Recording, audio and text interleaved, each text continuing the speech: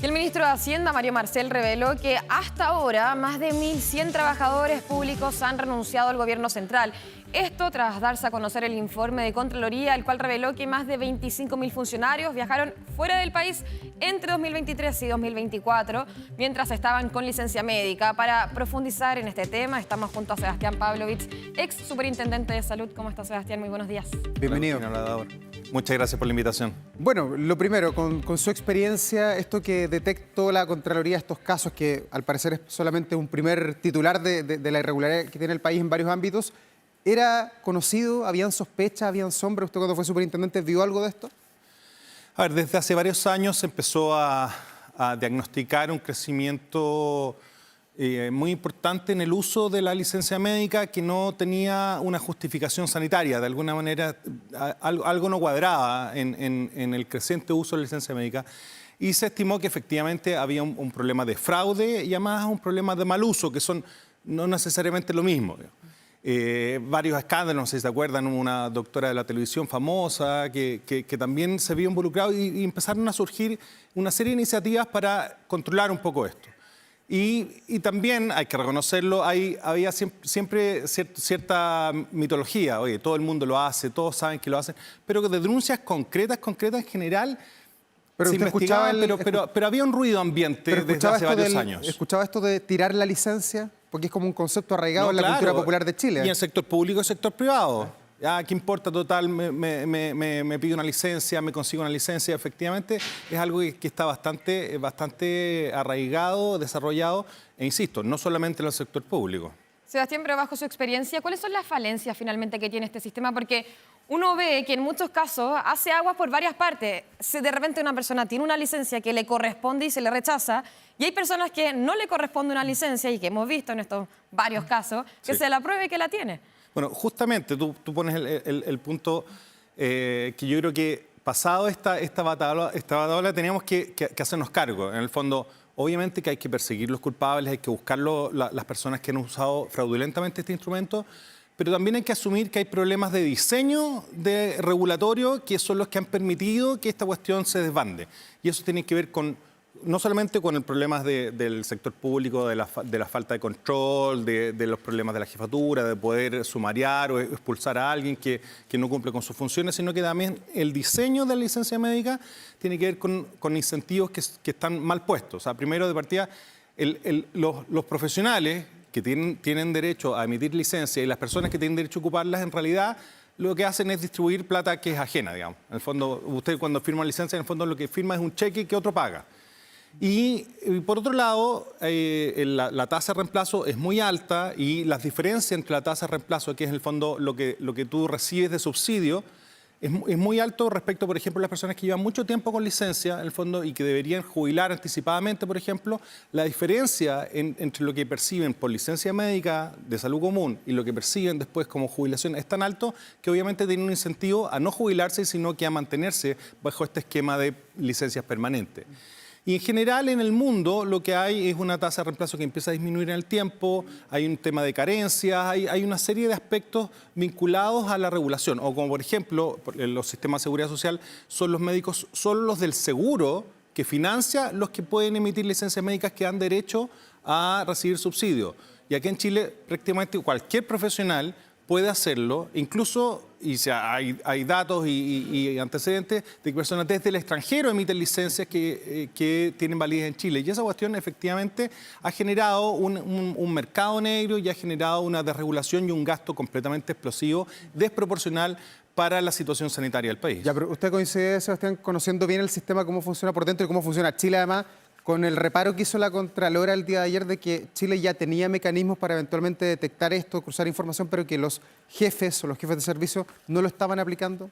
Bueno, efectivamente en el sector público se podría haber hecho un mayor control, pero obviamente, como decía, hay problemas vinculados a las tensiones que generan ese tipo de controles. Pero eso es miedo y un jefe no puede tener miedo a la hora de aplicar la ley. Sí, bueno, sin duda, pero también faltan denuncias concretas. En el fondo yo estaba hablando con gente que fue jefe en el sector público y yo le decía, a ver, ¿alguna vez dejaste pasar esto? Y me decía, en realidad, nunca. Nunca una denuncia concreta. Se escuchaba de que alguien alguna vez lo había hecho, pero denuncias concretas no teníamos, pero porque además... Ha salido el caso del directivo de la Junji que hizo la pega y que lo terminaron acusando él de... Pero además porque la regulación protectora de los derechos de los trabajadores, en el fondo te impide a ti como jefe ir a fiscalizar a una persona que está en licencia. Ni siquiera puedes saber cuál es la causa de su enfermedad. Entonces, efectivamente, el diseño permite una opacidad que obviamente facilita cierta desidia de los directivos, pero también, en el fondo, impide incluso a los directivos que quieren hacer control, que ese control sea efectivo. Sebastián, pero y mirando ya hacia el futuro, ¿cuánto o qué tan es importante que, por ejemplo, en estos 25.000 funcionarios, muchos de ellos que ya han renunciado, quede anotado, que existe alguna investigación, que estas personas son parte de estas personas que hacían fraude finalmente con el uso de estas licencias? O sea, es muy importante que efectivamente no se pierda el ímpetu para perseguir ese tipo de fraude. Ahora, el número es tan amplio y además, en el fondo, solo estamos mirando a las personas que viajaron fuera del país. Todavía no se han cruzado o no se han hecho públicos los datos sobre las personas que han vacacionado dentro del país, que probablemente sean muchísimos más. Y estamos hablando solo del sector público. Insisto, también en el sector privado, si en algún momento levantamos un poco ese velo de ignorancia, vamos a descubrir que esto es un problema que cruza toda la sociedad y que por lo tanto tenemos que asumir que por un lado tenemos que perseguir el fraude, pero por otro lado tenemos que entender que hay una malla regulatoria que efectivamente ha demostrado que es incapaz de evitar este tipo de prácticas. Sebastián, ¿y cuánto afecta esto la fe pública? Sobre todo cuando conocemos casos de directivos que también hicieron mal uso de las licencias médicas. Y pongo el caso de la Superintendencia de Salud de la señora Carmen Monsalve, la hermana de Manuel Monsalve, que siendo jefa, siendo la intendenta de las ISAPRES, también defraudó el sistema. O sea, si ella conocía cómo hacerlo, que queda para otro funcionario pícaro que probablemente quiso hacer lo mismo. Sí, no, es bien frustrante. Yo creo que para todos, en la inmensa mayoría de funcionarios públicos honestos, yo conocí a Carmen, yo cuando fui superintendente, ella venía desde antes, lleva muchos años, una funcionaria de carrera, que fue nombrada durante la administración del presidente Piñera por concurso de alta dirección pública. Y efectivamente es algo que para todos los funcionarios honestos y dedicados es muy frustrante. Ya, pero la pega de ella, por ejemplo, ¿cuál era? ¿Intendenta de ISAPRES? Ella era intendenta de prestadores. ¿Ya? Ella era el segundo nivel jerárquico de la superintendencia, a cargo básicamente del sistema de acreditación de prestadores. Pero sin duda el hecho de que haya sido sorprendida en esto es algo que decepciona profundamente. ¿Qué queda para el resto, en el fondo? Eso es lo que uno se pregunta. Sí, o sea, en el fondo lo que uno está viendo es que aquí hay profesionales, hay funcionarios, hay técnicos, hay directivos intermedios, altos directivos, y por lo tanto, insisto, esto es un tema que es súper transversal y por lo tanto, más allá de la histeria colectiva razonable que nos tiene que ocupar y preocupar en términos de buscar los responsables, tenemos que entender que tenemos un problema que es profundo y que hay que abordar y atreverse a abordar haciendo los cambios que corresponden. Entre ellos, por ejemplo, en el fondo, cambiar el sistema de control de licencias desde las ISAPRES, porque también está el otro tema que tú planteas, Agustina, que tiene que ver con el fondo con que muchas veces pagan justos por pecadores. En el fondo, en este afán de control, hay personas que teniendo derecho se les niega la licencia médica. Y por lo tanto, lo razonable es sacar el sistema primero porque ha significado una sangría para los recursos de salud financiar este fraude. O sea, que son crecientes prácticamente. Un 40 un 50% de las cotizaciones en el sector público se van a financiar licencias médicas. En el caso del sector privado es un poco menos, pero mucho más menos del 2%, de los 2 puntos de los 7% de cotización obligatoria. Ya vamos en los 3 puntos prácticamente y eso es muchísima plata que se está yendo del sistema de salud a financiar un modelo que está efectivamente agotado y por lo tanto habría que sacar el sistema de control y además buscar mecanismos para que los propios incentivos le hagan a las personas, en el fondo, mucho más costoso de alguna manera extender indebidamente o fraudulentamente esos periodos de descanso bajo autorización médica. ¿Y qué tan complejo es poder modernizar todo este sistema? Porque, por ejemplo, solo por poner uno de los tantos casos, hay un doctor que él mismo se hace una licencia, pero para no trabajar en el sector público, irse al privado, no debiera el empleador de un sector con el otro también estar informado, porque acá también hay licencias que son antojadizas al propio funcionario. Mira, en realidad hace 20 años, es una paradoja, porque hace 20, 25 años cuando discutíamos la implantación de la licencia médica electrónica, uno de los argumentos que teníamos cuando estábamos en eso era que eso nos iba a generar mayor posibilidad de control. Y hoy día prácticamente el 100% de las licencias médicas son electrónicas y nos damos cuenta que esa promesa de un mayor control no se ha dado. Y sin duda hay cruces de datos que hay que hacer, hay una serie de medidas que se podrían haber tomado, algunas, y otras que efectivamente exigen que nos pongamos de acuerdo. Y este es uno de los temas en los cuales paradójicamente hay menos debate ideológico. En el fondo, en esto sí que hay acuerdo transversal en términos de que hay que modificar el marco regulatorio. Yo creo que en esto y en ETESA, en evaluación de tecnologías de salud, es donde más deberíamos encontrar un acuerdo transversal técnico y donde menos se ha avanzado paradójicamente. ¿Y en el historial de licencia, por ejemplo, que pide el Colegio Médico? ¿Cómo, perdón? ¿Es viable ellos piden, por ejemplo, que se conozca el historial de las licencias de los pacientes? Que muchas veces podría chocar con la privacidad de ellos mismos. Hay que equilibrar bien, sobre todo cuando se hace público esta información, en el fondo, la situación de salud de las personas y el debido respeto de la confidencialidad de esos datos con los controles. Pero efectivamente, la autoridad que controla debería tener acceso ilimitado y un uso sumamente restringido para los objetivos que se les otorgue ese tipo de autorización, en el fondo, acceso a ese tipo de cruce de datos justamente para ver dónde está fallando el mal uso y también, por ejemplo, la mala indicación médica. A veces, en el fondo, como te decía yo, cuando uno firma un cheque que paga otro, uno puede ser más relajado. Sabes que por algo que merecía 5 días de descanso, tú le puedes dar 15 para que tenga, por ejemplo, cobertura completa. Y eso no tiene ningún sentido porque en la práctica lo que ocurre es que se termina utilizando y mal utilizando un instrumento y se desvaloriza. Yo creo que es muy importante reivindicar también el valor de la licencia médica como instrumento terapéutico, como un derecho de los trabajadores y también como una responsabilidad de quienes por ley están autorizados a ejercer esta función pública, finalmente de fe pública, que son básicamente los profesionales médicos, las matronas y los dentistas. Y aquí es lo que quizás puede ser una paradoja para muchos, el sistema público, FONASA en este caso, debe tomar las buenas prácticas de las ISAPRE del sistema privado a la hora de fiscalizar. La verdad es que yo tiendo a pensar más que debería sacarse tanto de la FONASA como de las ISAPRES hacia una única institucionalidad que tenga criterios comunes para el sector público, para el sector privado, para los trabajadores públicos, para los trabajadores del sector privado. Porque en parte de los desprestigios del modelo es que justamente uno lo que percibe es que hay distintas varas de medición, en el fondo en las compines, que son los que hacen el control del sector público, tienes 13 a nivel nacional y además en el fondo entre las propias ISAPRES tampoco existen los mismos criterios y parece razonable que algo de la envergadura de esto sea una única entidad de control que sea los mismos criterios para todo Chile y que tú tengas los mismos derechos y el mismo riesgo de control, estés en Arica, en Santiago o en Punta Arenas. Sebastián, dentro del debate político también que ha generado esto, obviamente en los que miran, por ejemplo, el Palacio de la Moneda como eventuales presidentes, presidenta, ha estado la idea y que insisten más con este punto de achicar el Estado, de despedir funcionarios, de con ellos los funcionarios públicos sean menores, que se escojan mejor. ¿Serviría de algo esa medida? Porque yo no sé si, y acá se lo pregunto a usted, si despedir funcionarios públicos ayuda a la transparencia o a la sinceridad tal vez de ellos mismos. Yo creo que es complicado mezclar esto con la discusión sobre el tamaño del Estado. Yo creo que lo que sí uno lo puede vincular es con la modernización del Estado, con la necesaria modernización del Estado y el hacerlo más eficiente.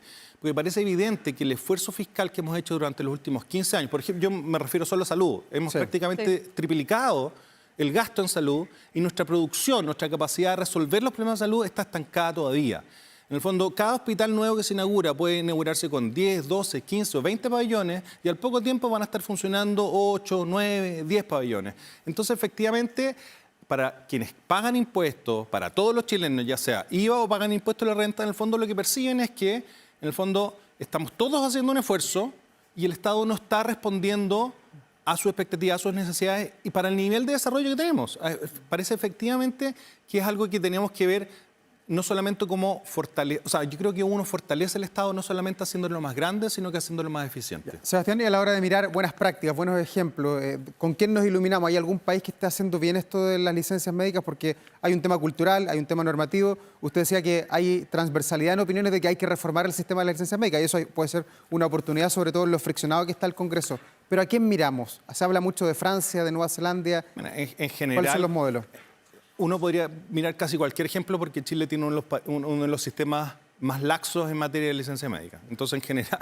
Chile paga todo, la licencia no se corta nunca. Efectivamente, es uno de los sistemas más libres en ese sentido y justamente más descontrolado, y eso parece evidente. En el fondo, en otros países en general el tema está mucho mejor regulado. Los países nórdicos, Europa para qué decir, pero también en países en que uno podría mirar un poco más cercanamente, o sea, en Argentina, en Colombia, son modelos que en el fondo funcionan mucho mejor porque tienen efectivamente ciertas regulaciones que no son tan complejas de implementar, pero que sí pueden representar algún costo para algunas personas, que tienen que ver en el fondo con disminuir la tasa de reemplazo, por lo menos dentro de ciertos plazos, con cambiar en el fondo el hecho de que cuáles son los controles que un profesional puede hacer para emitir una licencia médica, que hoy día, como cualquier médico cirujano puede emitir una licencia de cualquier cosa, en realidad, en el fondo, es automático el derecho.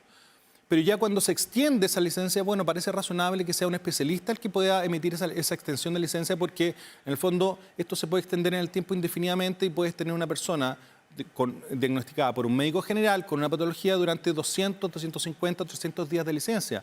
Y eso no tiene ningún sentido. Tengo una duda que me quedó sobre el principio de esta conversación en donde usted hablaba que en otros países habían ciertos médicos nada más que podían entregar licencias médicas. En general, por ejemplo, el modelo de que está en Chile acotadamente, las mutuales. Cuando tú tienes una licencia por causa laboral, solo un médico de la mutual es el que te puede dar la licencia que te da derecho al subsidio de la mutual. No puedes llegar con tu licencia de salud común. En el fondo, hay un médico del seguro que es el que autoriza esa licencia. ¿Y eso no limita de sus funciones, por ejemplo, a otros doctores que parte de ellos, de hecho en el mismo colegio médico se referían a eso durante otra entrevista acá? Sin duda es parte de los callos que se van a pisar en esta discusión. Ya. Pero en general los sistemas de seguridad social es un médico del seguro el que genera la obligación del seguro de financiar el subsidio. Y como te digo, el ejemplo en Chile es en materia de ley de accidentes del trabajo y enfermedades profesionales. Es el médico del seguro el que te permite gozar de un subsidio por incapacidad laboral vinculado al funcionamiento de esa ley. Sebastián, ¿cuánto de este problema que ha denunciado la Contraloría y que es la punta del iceberg, como han dicho todos, se le pone coto, se ataja de alguna manera con la ley de los grandes emisores? ¿Soluciona en algo el problema o no tiene nada que ver esa ley que ha sido presentada como una de las grandes modificaciones al sistema de las licencias con el problema que vive Chile hoy día en mayo del 2025? Yo creo que sin duda es una ley que genera herramientas para controlar el uso abusivo, el uso fraudulento de la licencia.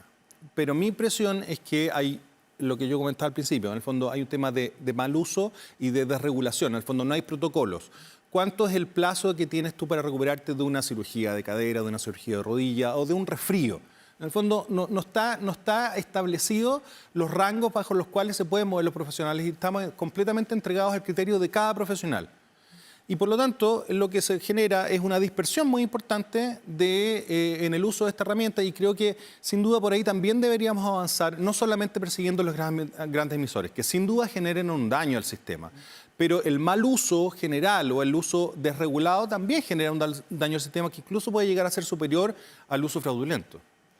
Uno siente, y lo hablábamos también al principio, de que ese discurso, esa frase de que, pero pide una licencia médica, estaba ya prácticamente integrada en muchos de las chilenas de los chilenos trabajadores, obviamente. ¿Por qué costó tanto? ¿O por qué tuvimos que esperar que la Contraloría sacara esto si es que ya se venían escuchando voces? No sé si la superintendencia, cuando usted estuvo a cargo, por ejemplo, ¿por qué no hubo una fiscalización previa? ¿O por qué llegamos ahora para poder hablar de una modernización o un cambio?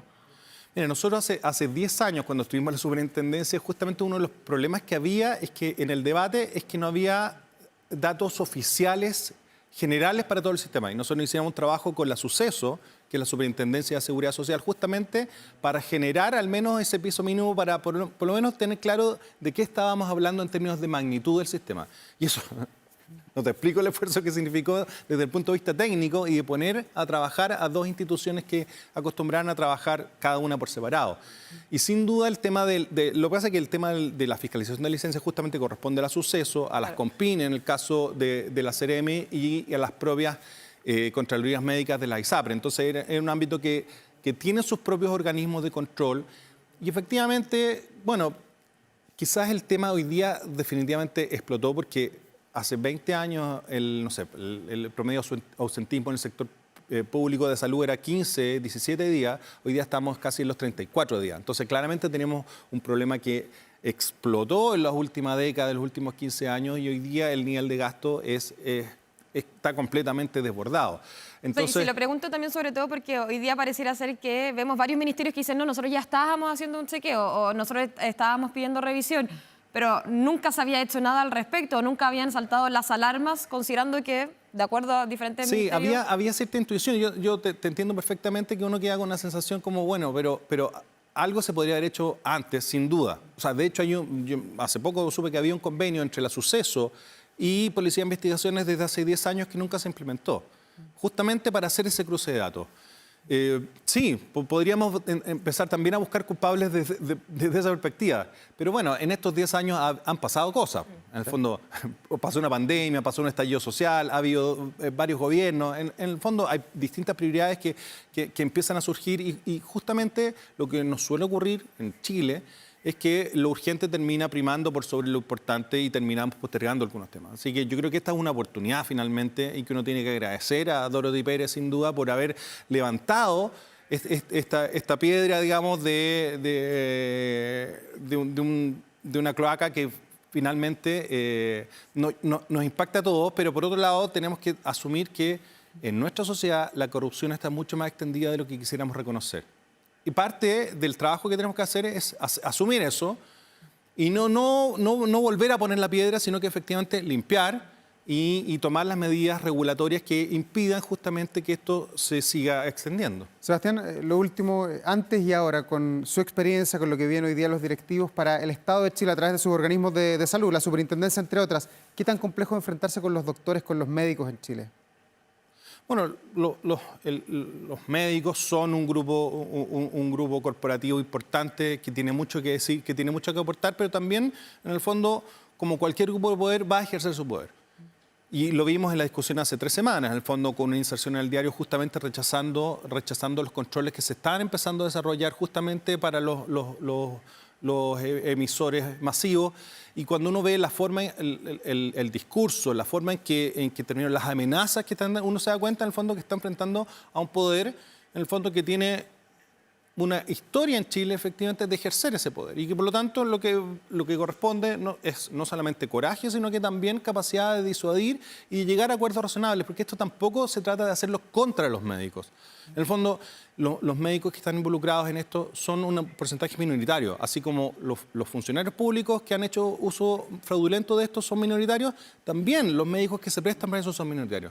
Por lo menos en mi experiencia personal, en el fondo, lo que he visto siempre son profesionales sumamente estrictos en el uso de este instrumento. Por lo tanto, uno no puede meterlo a todos en el mismo saque, ni a todo al gremio.